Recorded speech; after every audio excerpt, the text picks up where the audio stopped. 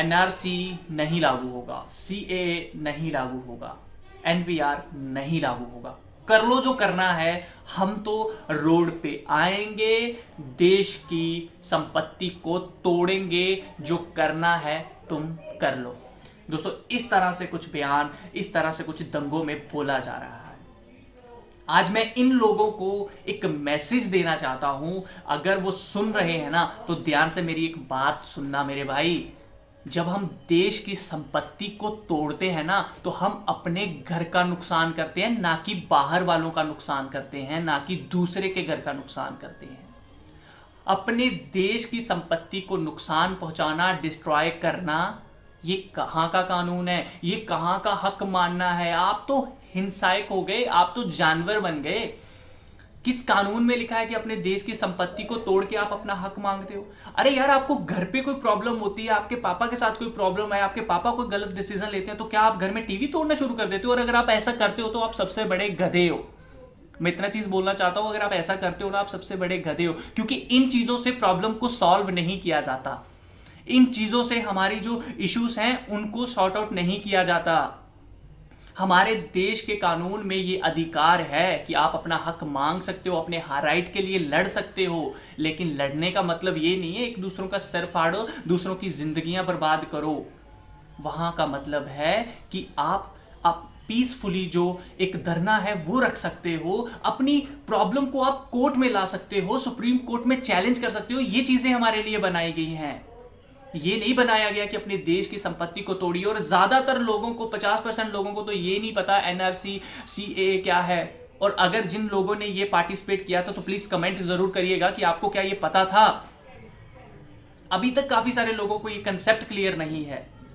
तो दोस्तों, किसी भी कंसेप्ट को जाने बिना, किसी भी चीज को जाने बिना, किसी चीज को, दूसरी चीज को नुकसान पहुंचा देना, ये चीज गलत है। और खासकर अपनी देश की संपत्ति को। ये जो देश है ना, ये हमारा घर है। हमारा अपना घर बाद में आता है, हमारा देश सबसे पहले आता है, क्योंकि इसी ने तो आपको रखा है यार। ये आपको बाहर निकाल दे तो कहां जाओगे? बाहर वाले कुछ देर के लिए साथ जरूर देते हैं, अच्छे जरूर लगते हैं, लेकिन लॉन्ग लाइफ के लिए जब किसी को रखना पड़ता है ना, तब पूछना कौन रखता है। हम अपने देश के साथ गद्दारी कर रहे हैं, अपने देश की संपत्ति को तोड़ रहे हैं, अपने घर की संपत्ति को तोड़ रहे हैं, तो भैया पुलिस वाले लाठीचार्ज तो करेंगे। और ये वाकई में कानून में लिखा है कि जब भी आप देश की संपत्ति को तोड़ते हैं और देश को कुछ करते हैं, देश को नुकसान पहुंचाने की कोशिश करते हैं, तो पुलिस आप पे लाठीचार्ज कर सकती है। और जिनको नहीं पता, प्लीज वो आर्टिकल्स पढ़ लीजिएगा।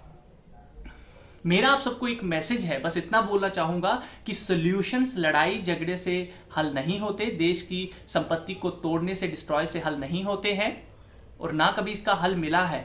इसका उल्टा नुकसान होगा। जो हमारी आने वाली जनरेशन है, हमारा आने वाला जो यूथ है, हम लोग जो हैं, हम ही पे ये इसका इफेक्ट पड़ेगा।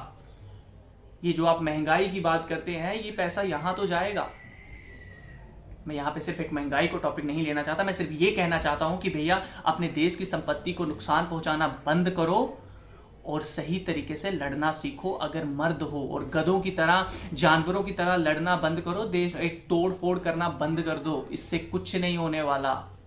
चीज़ों को समझो, और अगर आपको गलत लगती हैं तो 10 लोगों को साथ लेकर चलना चाहोगे तो लोग आपके साथ चलेंगे, और कोर्ट तक तो क्या, सुप्रीम कोर्ट तक चलेंगे।